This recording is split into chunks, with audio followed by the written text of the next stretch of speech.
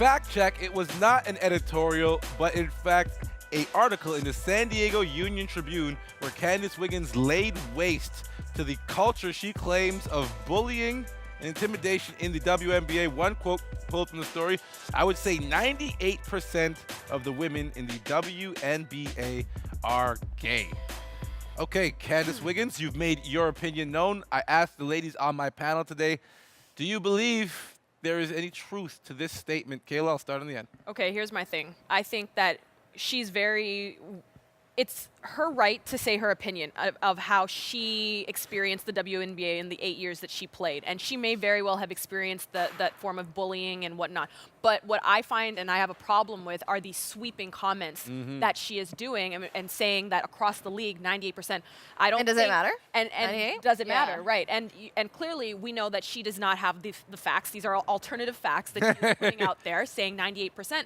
And my thing is, too, is that there's always two sides to every story. And so she may very well have experienced a lot of bullying or some naysaying, and she said that she had never been called the B word so many times, especially in her rookie season. But on the flip side, as a player, Wiggins was known as an antagonist on the court. You know, she really bought into her being that mean girl on the court, and she thrived in it. So, of course, you're not going to be liked by many people, or you may have some foes when you step out on the court. And she was good in her rookie season. Exactly. You score 15 points like a game in your rookie season. She won. She actually won women. first all rookie team, first team, and she was the sixth woman of the year that season. Mikkel, so you agree with Kaylee? Yeah, I mean, like, when you're a good player, she said, I've never been thrown to the ground so many times. Like, people are going to be rough on you. It's the WNBA. This isn't Stanford anymore. Yeah, and I mean, I have a bigger problem, again, with what you said. You can't really stereotype an entire group of people. She played on 4 teams, not every team. She doesn't know everyone in this league, or 98% of them, or whatever. And we mentioned that there was in the article, it stated that in the last, I think, 4 years, 12 players in the WNBA and former have come out and so unless the WNBA is 12 players deep, current and former, I'm not understanding why she would go ahead and say that 98%. Well, here's the thing. Here, I want to also point this out, too, is that she is expecting to drop an autobiography. Yes. So, you know, when you want to, like Kayla said, spill the tea a bit, or in this case, even maybe stir and make her own tea to be, you know, dare I say, relevant. I mean, that is something, too, because I think that the WNBA... can't say relevant, though. She averaged 2 points a game last season. Well. Wow, shots fired. Okay, hold on, wait. Let me throw this out there. So, does this piece of journalism, this article, cast a negative light or do damage to the reputation of the WNBA? Listen, no? when I first saw the article and the headline, I was like, okay, Candice, you know, taken 3rd overall, respectable resume, won a championship, injuries obviously plagued her season. Let me give her a little bit of time out of my day. I read the article, and it's a huge walking contradiction in terms of what this league stands for. How can you basically say that all the women there are sort of out to get each other? That's taking everyone a step back in terms of how we are with each other and how, you know, a lot of people want to paint this picture that women, when they're in a space or a workspace, it's completely competitive. No one's for anyone. We're all calling each other the B word and bringing each other down.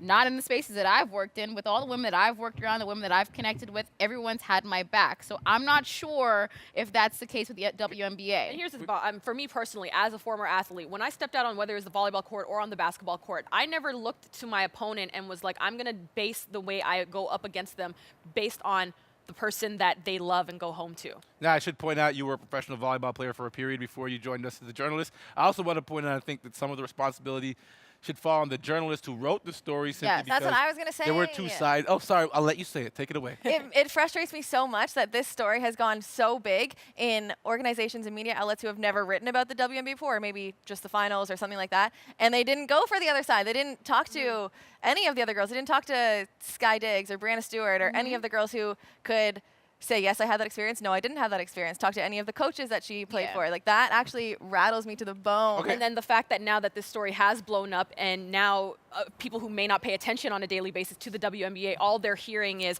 oh, this is a bad culture of bullying and degrading women and forcing women to play like men and be like men. I don't want to take this too far because there's something else that's pretty relevant to the situation that I want to highlight. Now, Mike Francesa, former member of the Mike and Mad Dog Morning Show, recently... Did everyone just roll their eyes at the same time? Yeah, that was the hardest eye roll. Wait, hold on, ladies. We're about to play some sound of Mike's comments. He was recently asked over the radio whether he thought or he could see a female ever being a bench boss in one of the major sports. Roll the clip.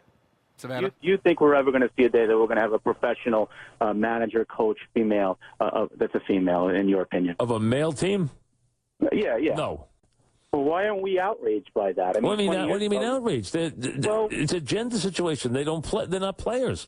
They don't have any way to be in the league. Broadcasting. They said the same thing about broadcasting. It's not the same thing. I'd like to someday in my lifetime see a female coach. I think Why? So those were the comments of Mike Francesa. Okay, first up, point blank reaction when you first heard it. Mike, have several seats. Yeah. Have several seats. Read a book. Do something. Connect with some women. Because, first of all, who are you to tell someone that they can't make it to a certain level or coach men? Like, we've seen this done before. We've seen female coaches in the past. And just because of our makeup, that doesn't mean that we're less than in our ability. Now, Becky Hammond. I was going to point her out. Okay, we have 2 women who are already paving the way, and that's just in the NBA D League NFL's format. done it So too. let me throw this out here. Yes. Do you, the 3 of you, I'm asking each of you individually, do you believe in your lifetime you will see a female bench boss in one of the major sports? I'll start at the end and we'll work our way back. Yes. You in your lifetime? In my lifetime, I do believe that we will see a head coach, a female head coach in some major sporting Kelsey. sport. Okay, so can I expand a little bit? I hope so. I grew up in Canadian basketball, where I had Coach Olga, you guys know her at University of Quebec, coaching the men's basketball team for my entire life, was on staff with the senior men's national team basketball. So, I mean, for me, having a women's head coach in a professional men's sport, Already or major happened? sports, I mean, it's happened for me, but it's something that I've grown up being And it like, was normal. I was It like, was the norm. Olga did it. Olga's Yeah. the coach there. So, for me, looking at the NBA, why wouldn't we have a female? And it's ability too. I'm not trying to say like, oh, that people are going to do this because they want to extend an olive branch, or they're doing it to make a statement. No.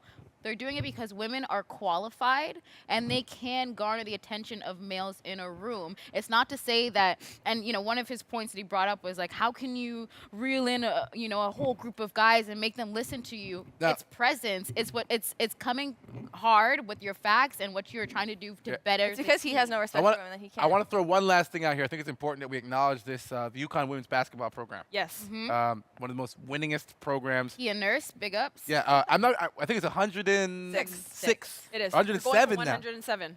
Going for 107 straight wins. Do you think if this was a male team, it would get more respect or notoriety? 100%. Yep. I don't think across the board, whether or not you're looking at the most, perfect example, undefeated records. You're talking UCLA. They hold the #1 record for most wins in NCAA Division I basketball across the board. And even if you're talking football, men's football, high school rugby, whatever, winning as a team 106 times is incredible. Yeah. Doing anything 106 And we're times. not even just talking like winning, like Right. blowing out teams along the way, dominating. Like, but here's the thing, and a lot of people, when you read these articles, or if they do bring light to these 106 wins with UConn, they say, oh, well, they're a powerhouse. They're supposed to. That's UConn.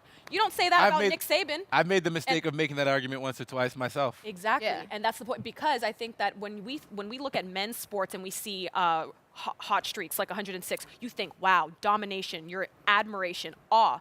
When you talk about women's sports and you hear streaks, I think you say you undermined it. Yeah. Oh, and by the way, the UConn women's team's going for 107.